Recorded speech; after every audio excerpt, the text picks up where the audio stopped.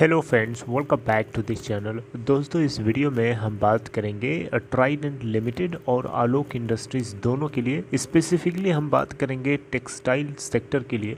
लेकिन उससे पहले आपसे रिक्वेस्ट करना चाहूँगा कि अगर आप चैनल को फर्स्ट टाइम देख रहे हैं दोस्तों, सब्सक्राइब करके बेल आइकन को हिट कर लीजिए ताकि आपको वीडियोज़ की नोटिफिकेशन मिस ना हो। और दूसरी चीज़ कि अगर आप डीमेट या ट्रेडिंग अकाउंट ओपन कराना चाहते हैं, डिस्क्रिप्शन बॉक्स में एक लिंक आपके लिए दिया गया है। दोस्तों, ट्राइडेंट लिमिटेड की सबसे पहले मैं बात करूंगा, उसके बाद आलोक इंडस्ट्री के ऊपर भी बात करेंगे। और देखिए दोस्तों, ट्राइडेंट लिमिटेड अपने लास्ट ट्रेडिंग सेशन के अंदर 44.60 पे ओपन होने के बाद 45.20 का हाई बनाता है और 42 का लो भी बनाता है और 45.20 के ऊपर 4.99% की तेज़ी के साथ बंद भी हो गया। 6,76,18,717 टोटल एनएससी के ऊपर जनरेटेड वॉल्यूम है और इस कंपनी की मार्केट कैप है 23,033 करोड़ रुपए। ट्राइडेंट का 52 वीक लो 7.40 का है, हाई है 45.20 का, जो कि इसका लास्ट ट्रेडिंग सेशन का हाई है। अब दोस्तों, आलोक इंडस्ट्री लिमिटेड के लास्ट ट्रेडिंग सेशन में अगर आप देखें तो 22.45 पे ओपन हुआ, 21.80 का लो बनाया और 22.60 का हाई बनाया। 6.1 मिलियन यानी 61,68,989 टोटल वॉल्यूम है एनएससी के ऊपर, जहां मार्केट कैप 10,898 करोड़ रुपए है। आलोक इंडस्ट्रीज़ लिमिटेड का 52 वीक लो 18.70 का, हाई है 32.25 का, 21.95 के ऊपर बंद हो गया, लगभग 2.23% की गिरावट के साथ। अब मैं जो खबर आप लोगों के साथ डिस्कस करने जा रहा हूं, इस खबर का क्या सिग्निफिकेंट है, आइए जानते हैं। दोस्तों, ये खबर पूरी तरीके से टेक्सटाइल और सेक्टर के ऊपर लागू होती है। आइए जानते हैं दोस्तों, ये कुछ बात ऐसी है कि जीएसटी यानी गुड्स सर्विसेज टैक्स जो है, टेक्सटाइल और अपैरल से जुड़े हुए एंड फुटवेयर से जुड़े हुए मटेरियल्स सब आइटम्स के ऊपर जो है 5% से 12% तक सीधे इफ़ेक्टिवली स्टीपली जनवरी से बढ़ा दिया गया है। आप देख सकते हैं दोस्तों, ये काफ़ी ज़्यादा चिंता के विषय है, बहुत ही चिंताजनक बात है, क्योंकि जीएसटी जो है फिनिश्ड प्रोडक्ट्स जैसे कि अपैरल, टेक्सटाइल्स और फुटवेयर पे 5 से सीधे सीधे 12% बढ़ा देना, जो कि जनवरी 2022 से इफ़ेक्टिव होने वाला है। तो ये बहुत अपने आप में बहुत ही ज़्यादा चिंता की बात है, क्योंकि यहाँ पे आपको बताना चाहूँगा, जो टेक्सटाइल से जुड़ी हुई जो बॉडीज़ हैं या आप देखें यहाँ पे, तो जो टेक्सटाइल डिपार्टमेंट को जो रिप्रेजेंट करने वाली बॉडी है, जिसका यहाँ पे CMAI जिसका नाम है, clothing manufacturers association of India, 19 नवंबर को बहुत ही ज़्यादा डीपली डिसअपॉइंटमेंट इन्होंने शो किया भारत सरकार के इस डिसीज़न को लेकर के।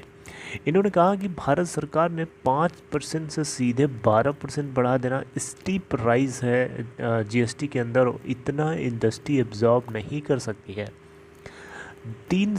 2 से 3% या 3 से 4% maximum to maximum industry absorb कर सकती है, लेकिन 7% सीधे बढ़ा देना इंडस्ट्री के लिए एब्जॉर्ब करना नामुमकिन है और ये बहुत ही ज़्यादा मिसप्लेस्ड किया गया है, ये नहीं होना चाहिए।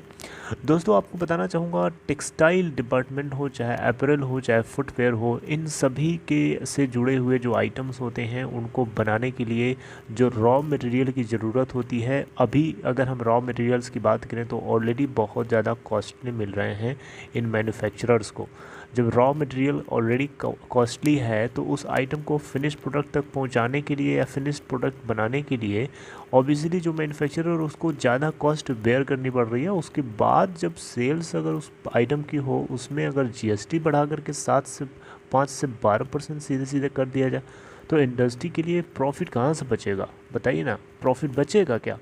तो दोस्तों, इसीलिए ये अपडेट आपको बताना बहुत ज़रूरी था। टेक्सटाइल सेक्टर में ये दोनों कंपनीज़ हैं, वैसे तो बहुत सारी कंपनीज़ हैं, लेकिन इन दोनों का ही मैंने नाम क्यों लिया, क्योंकि इन दोनों पे जनरली हमारी चर्चा होती रहती है, तो मैंने सोचा आलोक को और ट्राइडेंट को एक साथ मिला करके बताना ज़रूरी है। और इस खबर को आप बहुत ध्यान से माइंड में रखते हुए ही मंडे को आप कोई एक्शन लीजिएगा, क्योंकि ये खबर कहीं ना कहीं इंडस्ट्री के लिए, टेक्सटाइल से जुड़े हुए जो इंडस्ट्रीज़ हैं, उन सभी के लिए अच्छी खबर नहीं है।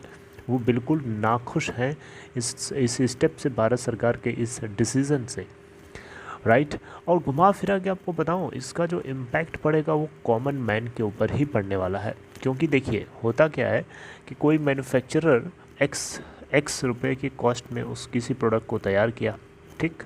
अब इसको जब वो कस्टमर को बेचेगा तो पहले वो वाई पे बेच रहा था, लेकिन अब वाई प्लस समथिंग लेट से जेड पे बेच रहा है। तो कस्टमर लेने वाला भी तो होना चाहिए, क्योंकि सरकार तो बीच से यहाँ पे टैक्स के रूप में खा रही है, यहाँ से टैक्स के रूप में सरकार लेके चली जाएगी। सरकार तो जितनी सेल होगी उतना उसका टैक्स लेके चली जाएगी। लेकिन दिक्कत ये है, दिक्कत घुमा फिरा के इसके ऊपर आती है और कस्टमर के ऊपर आती है। कस्टमर महंगा ख़रीदना नहीं चाहता, और सेल्समैन जो है, जो मैन्युफैक्चरर है, वो महंगा बेचना नहीं चाहता, क्योंकि उसकी सेल ड्रॉप हो जाएगी। उसको पता है कि कस्टमर्स कम आएंगे, माल कम बिकेगा। तो माल को ज़्यादा से ज़्यादा बेचना है तो प्रोडक्ट को सस्ता करना पड़ता है। तो अपने जेब से तो लगाएगा नहीं मैन्युफैक्चरर, अपनी जेब से तो लगा के बेचेगा नहीं कस्टमर्स तक, वो तो बेचेगा प्रॉफिट पे ही ना। तो दोस्तों घुमा फिरा के सेल्स ड्रॉप होंगी, डिमांड जो है, डिमांड के अंदर ड्रॉप देखने को मिलेगा, सेल्स ड्रॉप होंगी।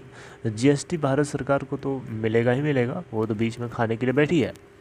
लेकिन ये जेब बहुत बड़ी हो गई सरकार की, ये गलत है, बिल्कुल भी सही नहीं है। दोस्तों आप लोग इन चीज़ को ध्यान में रखिएगा मंडे को। आई होप आपको ये पूरी इन्फॉर्मेशन शॉर्ट में मैंने कवर करने की कोशिश करी।